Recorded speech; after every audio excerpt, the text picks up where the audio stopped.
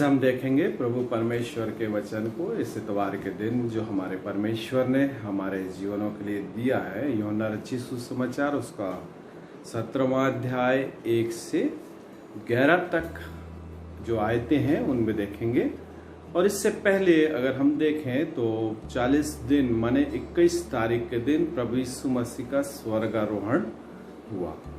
और स्वर्गारोहण होते समय परमेश्वर के जो चेले हैं वो आई विटनेस दे रहे हैं कि प्रभु यीशु मसीह को स्वर्ग के ऊपर उठते हुए हम लोगों ने आंखों से देखा है। वैसा विटनेस और वैसा जाने वाला केवल एक ही मात्र परमेश्वर है जो पुनरुत्थान उठने के बाद, जीवित होने के बाद 40 दिन तक इस पृथ्वी के ऊपर चेलों के साथ में था।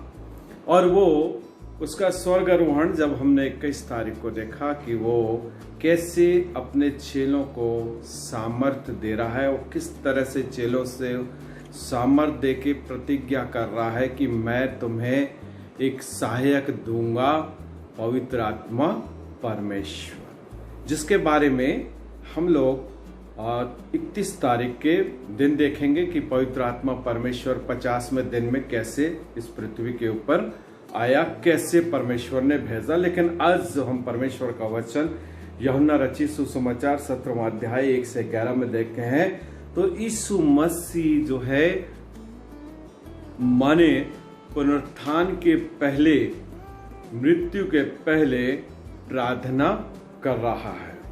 और वो प्रार्थना करते हुए परमेश्वर अपने चेलों के बारे में प्रार्थना कर रहा है। और परमेश्वर जो प्रभु यीशु मसीह है वो अब अंतिम समय में आ गया है, क्योंकि अंतिम समय जो समय है जो परमेश्वर ने यीशु मसीह को कार्य करने की दिया है, उद्धार करने का कार्य परमेश्वर पिता ने यीशु मसीह को सौंपा। और वो उद्धार करने का कार्य अब आखिरी समय परमेश्वर यीशु मसीह का जो मिशनरी वर्क था, 3 साल 3.5 साल जब काम किया, उसका अंतिम समय आ गया है। और इस अंतिम समय में परमेश्वर अपने पिता से प्रार्थना कर रहा है। किसके लिए? अपने चेलों के लिए और अपनी प्रजा के लिए और अपने विश्वासी लोगों के लिए परमेश्वर से प्रार्थना और निवेदन कर रहा है, क्योंकि परमेश्वर जानता है कि हम लोग बहुत कमजोर और निर्बल लोग हैं। हमको हमारे लिए एक सहायक की जरूरत है।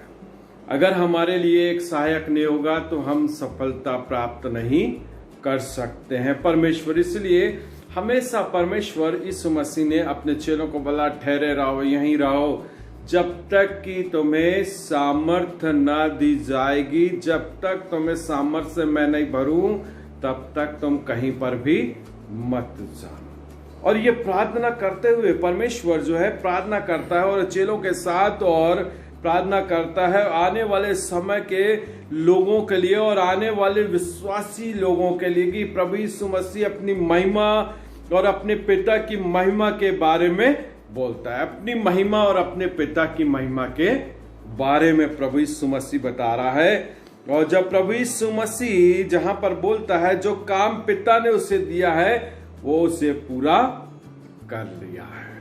और यहां पर अगर हम देखेंगे तो प्रभु यीशु मसीह ने अब उसकी महिमा के बारे में बता रहा है कि अब मेरी महिमा होना चाहिए, जैसे पिता की भी महिमा करना है और मेरी भी महिमा।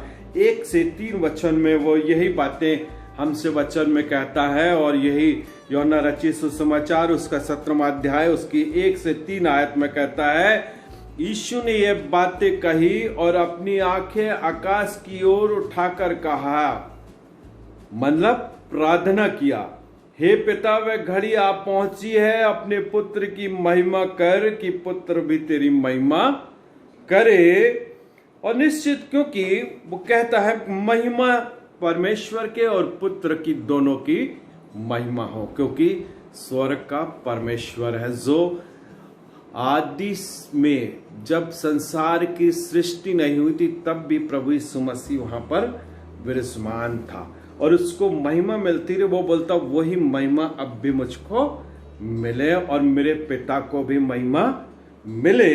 और दूसरी आयत में कहता है क्योंकि तूने उसको सब प्राणियों पर अधिकार दिया कि जिन्हें तूने उसको दिया उन सब को वह अनंत जीवन दे। क्या देने को बोल रहा है? अनंत जीवन। परमेश्वर पिता ने यीशु मसीह को अधिकार दिया, समस्त अधिकार यीशु मसीह को दिया। और परमेश्वर बोलता है जो पिता ने मुझको अधिकार दिया है वो अधिकार के द्वारा मैं तुमसे बोलता हूं और अनंत जीवन मैं तुमको देता हूं। अब यह है कि अनंत जीवन कैसे मिलेगा? जो विश्वास करेगा कि यीशु मसीह ही उद्धार करता है उसको अनंत जीवन मिलेगा, और जो विश्वास नहीं करेगा उसको अनंत जीवन नहीं मिलेगा। तो मेरे अजीजों, हमको सबसे पहले अपने जीवन में विश्वास को दृढ़ विश्वास में बदलना है। दृढ़ विश्वास में जब हम बदल लेंगे, सिर्फ यीशु यीशु कहना ही हमारे लिए काफी नहीं है। हमको अपने परमेश्वर यीशु मसीह पर विश्वास करना कि वो ही मेरा उद्धार करता है, जिसने हमारे बदले में यातनाएं सही, कोड़े खाए और मृत्यु को प्राप्त कर जीवित होकर भी दिखाया। और वही काम जो परमेश्वर ने उसको सौंपा था, उस काम को परमेश्वर ने क्या कर दिया? पूरा कर दिया। और बोलता मैं उद्धार करता परमेश्वर हूं। और तीसरी बात में कहता है और अनंत जीवन यह है कि वे तुझ एकमात्र सच्चे परमेश्वर को और यीशु मसीह को जिसे तूने भेजा है जाने। माने यीशु मसीह को जो परमेश्वर पिता ने इस पृथ्वी के ऊपर भेजा है उसको जाने। इसलिए 3:16 में यूहन्ना रचित सुसमाचार 3:16 में कहता है परमेश्वर ने जगत से ऐसा प्रेम किया कि उसने अपना इकलौता पुत्र दे दिया, ताकि जो कोई इस पर विश्वास करेगा वो नाश नहीं होगा, उसको अनंत जीवन मिलेगा। अनंत जीवन देने वाला परमेश्वर, स्वर्ग का परमेश्वर। और इसी बात में हमसे यूहन्ना 13 और उसकी 16वीं आयत को अगर हम देखते हैं तो यीशु मसीह अपने चेलों से लंबी बातें करता है और यीशु प्रार्थना करता है कि अपने पिता से भर दे, अपनी महिमा के साथ अधिकार दिया है उसने। दया और आत्मविश्वास और प्रार्थना अपने पिता से करता है, बचा ले इस संसार के लोगों को।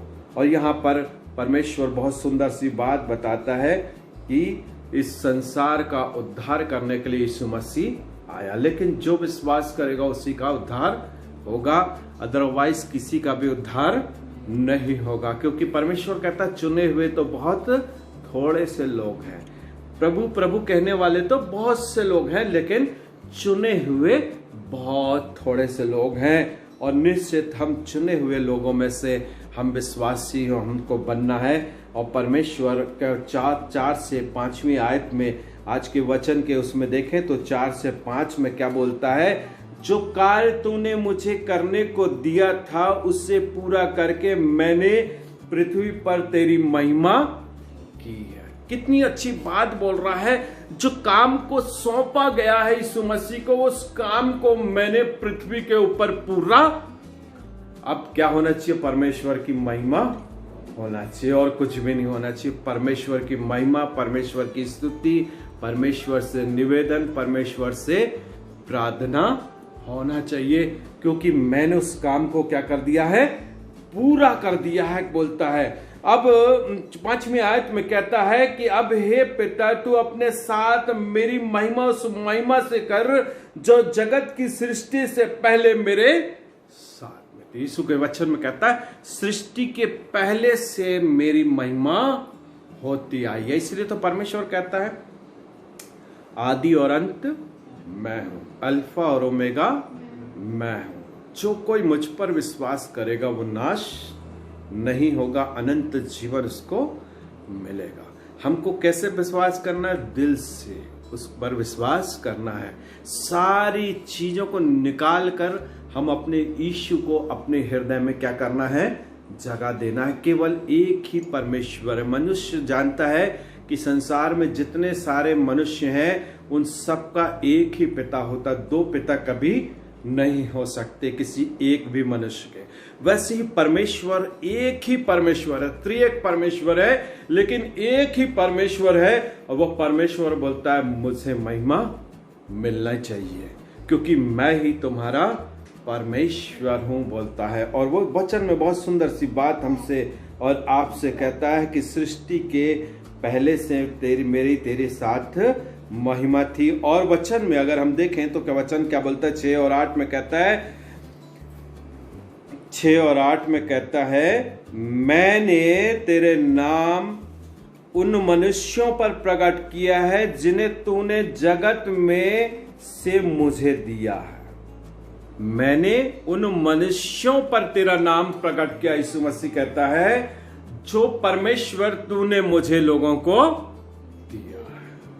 बहुत सुंदर सी बात करता है, मैंने प्रकट किया है। और आज हम देखते हैं तो चेले, हमने देखा पिछले 21 तारीख को कि प्रभु यीशु मसीह का जब 40वें दिन स्वर्गारोहण हो रहा था तो साक्षात यीशु मसीह को स्वर्ग जाते हुए चेलों ने देखा। आई विटनेस, आंखों देखा हाल बता रहे हैं कि हमने देखा। स्वर्ग के दूत भी आकर वो चेलों से कहते हैं कि तुम किसको देख रहे हो?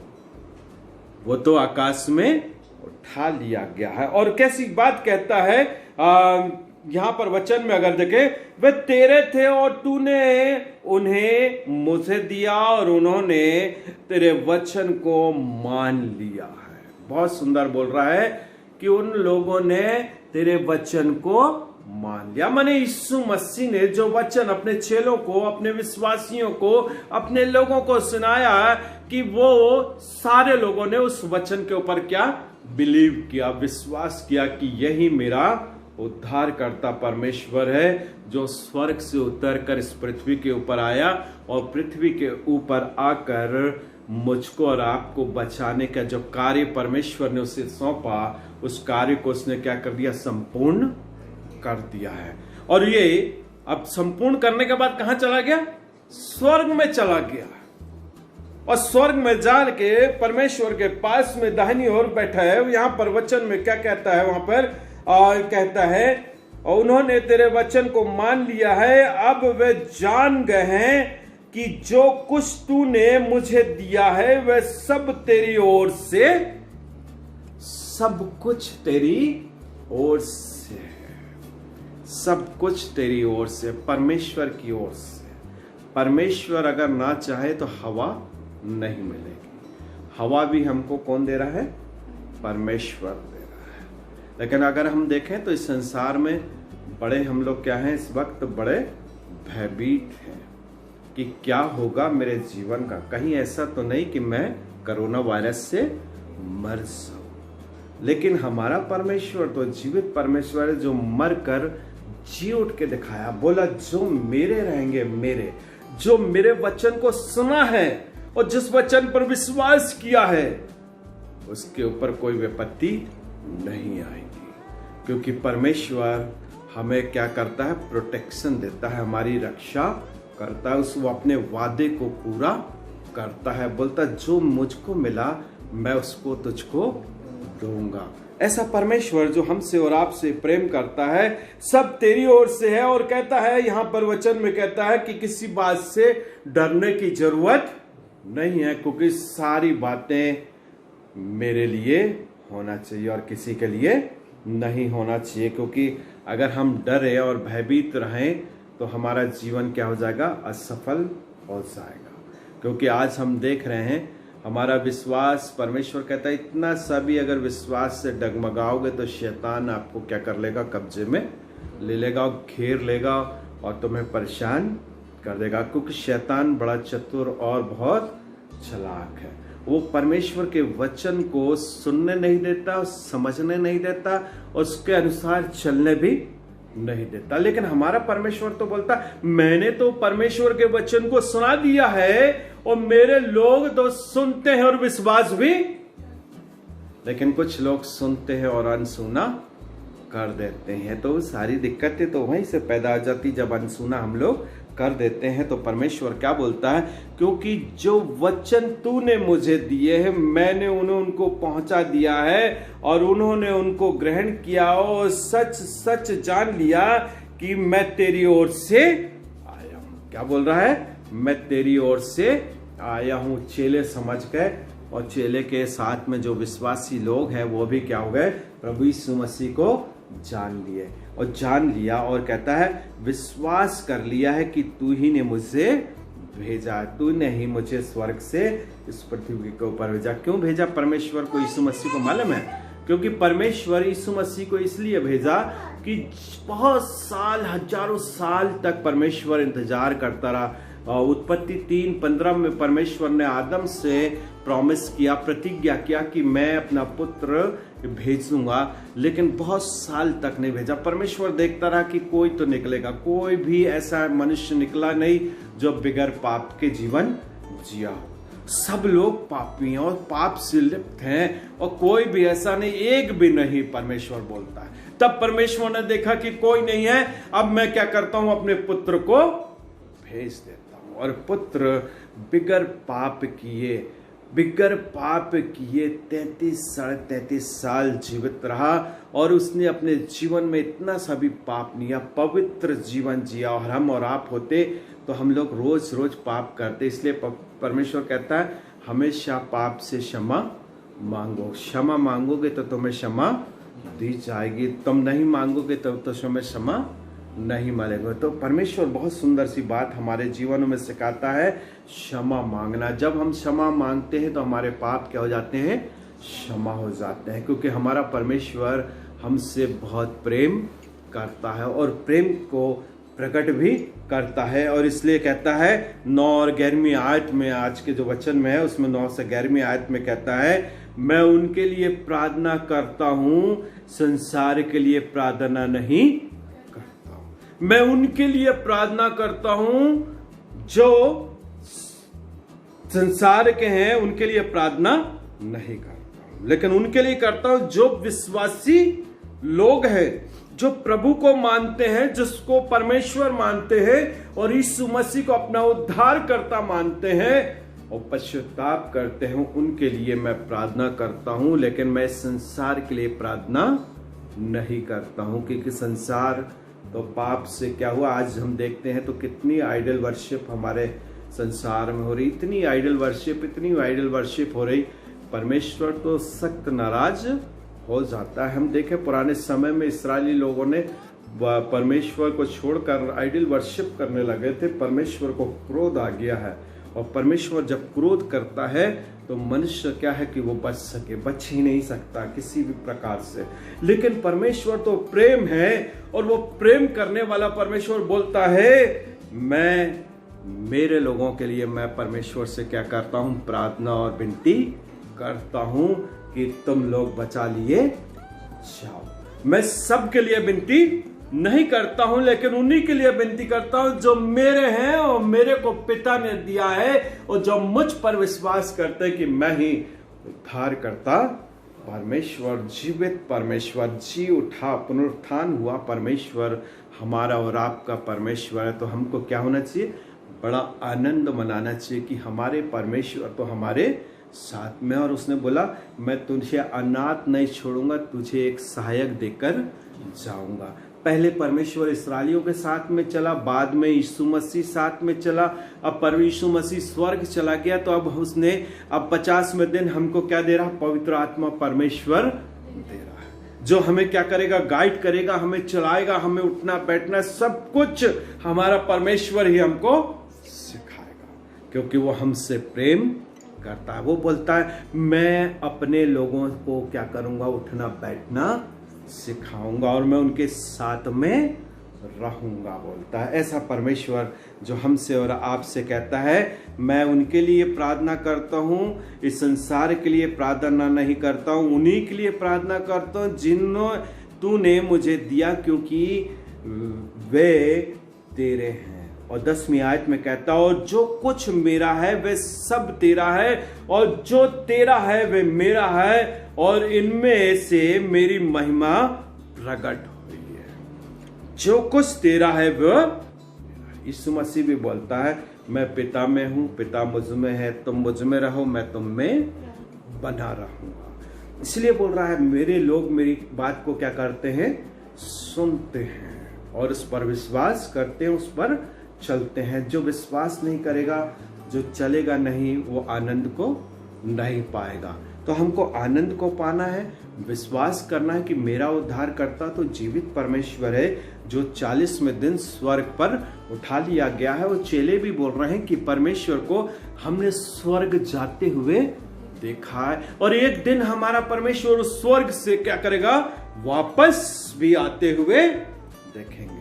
विटनेस मतलब स्वर्ग के दूत भी बोल रहे हैं कि प्रभु यीशु मसीह तो स्वर्ग में, तुम किसे ढूंढते हो, वो तो स्वर्ग चला गया। कैसा परमेश्वर हमारे साथ में रहता था, वो स्वर्ग चला गया। स्वर्ग जाते जाते भी बोलता कि मैं स्वर्ग में भी रहूंगा, तुम्हारे साथ भी रहूंगा।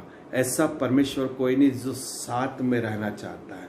हमको परमेश्वर को ढूंढने की जाने की जरूरत नहीं, हमारा परमेश्वर हमको ढूंढते हमारे पास में आता है। केवल विश्वासियों के जीवन में ही परमेश्वर काम करता। और 11वें आत्मा कहता है मैं अब जगत में ना रहूंगा, परंतु ये जगत में रहेंगे और मैं तेरे पास आता हूं। यीशु मसीह अपने पिता से कह रहा है ये लोग जगत में रहेंगे, इसलिए इनको किसकी जरूरत है, तेरी जरूरत है, परमेश्वर की जरूरत है। क्योंकि जगत क्या है, पाप से भरा हुआ है। जब जगत में रहेंगे तो हमको क्या चाहिए, पावर चाहिए, सामर्थ्य चाहिए। परमेश्वर बोलता जब ये जगत में रहें तो इनको पावर दे और इनको सामर्थ्य दे और इनको पवित्र आत्मा से क्या कर दे, भर दे बदले।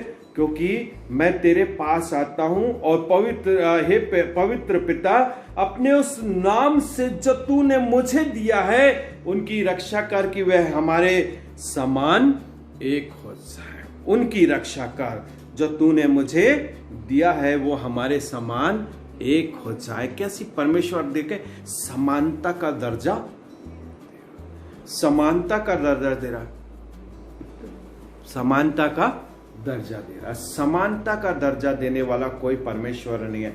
अपने बराबरी बोलता विश्वास करने वाला मेरे जैसा हो जाए। इसीलिए तो परमेश्वर कहता है यदि तू मुझ में बना रहे मैं तुझ में बना रहूंगा और बहुत ऐसे आशीष दूंगा। और फिर तू प्रार्थना करेगा तो मैं तेरी प्रार्थना सुन लूंगा। तू जो चाहेगा मांगेगा वो मैं तेरे लिए पूरा कर दूंगा। पूरा करने वाला परमेश्वर हमारा उद्धार करता यीशु मसीह आज एक महिमामय प्रार्थना अपने चेलों के लिए और अपने विश्वासियों के लिए अपने पिता से क्या कर रहा है, प्रार्थना और निवेदन कर रहा है कि मेरे बच्चों की रक्षा करना।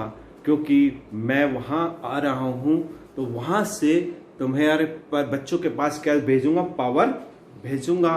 पवित्र आत्मा परमेश्वर को इस संसार में भेजेगा। जब हम 50वें दिन देखेंगे इतवार के दिन आने वाले कि कैसे पवित्र आत्मा परमेश्वर इस पृथ्वी के ऊपर आ गया और कैसे प्रोटेक्ट किया लोगों को, जो विश्वासी लोग हैं, जो यीशु मसीह को जानना चाहते हैं, जो यीशु मसीह से प्रेम करना चाहते हैं, जो यीशु मसीह के पीछे चलना चाहते हैं कि उसने मेरे बदले में कोड़े खा लिया, मेरे बदले में कोड़े खाया, मेरे बदले में मार खाया, मेरे बदले में उसने लहू बहा दिया, मेरे बदले में सब काम किया है।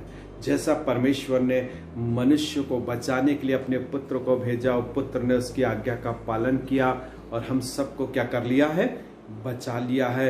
हम बचाए हुए लोग हैं। परमेश्वर बोलता है मैं तुम्हें एक सहायक दूंगा। तो हम लोगों को क्या होना चाहिए, बड़ा आनंदित होना चाहिए, बड़े हर्ष से अपने परमेश्वर का धन्यवाद, स्तुति और उसकी आराधना करना चाहिए। जब हम स्तुति आराधना करेंगे तो हमारा परमेश्वर अपनी आशीषों से क्या कर देगा, हम सबको भर देगा। क्योंकि आशीष का स्रोता है, आशीष देने वाला परमेश्वर है, जीवित परमेश्वर है। तो हम उसकी हृदय से क्या करें, धन्यवाद करें, स्तुति करें। आज तो संसार में कितनी भी परेशानी, कितनी भी तकलीफ आ गई हो, कितना भी कोरोना वायरस फैल गया हो, हमको डरना नहीं है। हम अपने परमेश्वर का साथ ना छोड़ें, अपने परमेश्वर को हाथ को पकड़ कर रखें, जिससे परमेश्वर हमारे साथ में बना रहे और हम अपने जीवन में आशीषों से क्या हो जाएं, भर जाएं। उसके समस्त आशीर्वाद हमारे जीवन में क्या हो जाएंगे, भर जाएंगे। तो मेरे अजीजों, आज हमारे लिए सुंदर दिन, धन्यवाद का दिन, इतवार का दिन है, जिसमें परमेश्वर हमारे लिए प्रार्थना कर रहा है, अपने लिए प्रार्थना कर रहा है कि मैं अब कहाँ पर आ गया हूँ, स्वर्ग में पहुँच गया हूँ और मैं तुम्हारे को क्या दूंगा, एक सहायक दूंगा। हम विश्वास करें कि मेरे लिए एक सहायक परमेश्वर देगा। और इस छोटे से वचन को सुने जाने पर परमेश्वर जो है आप सबको जो है बहुत ऐसे आशीष दे। आमीन।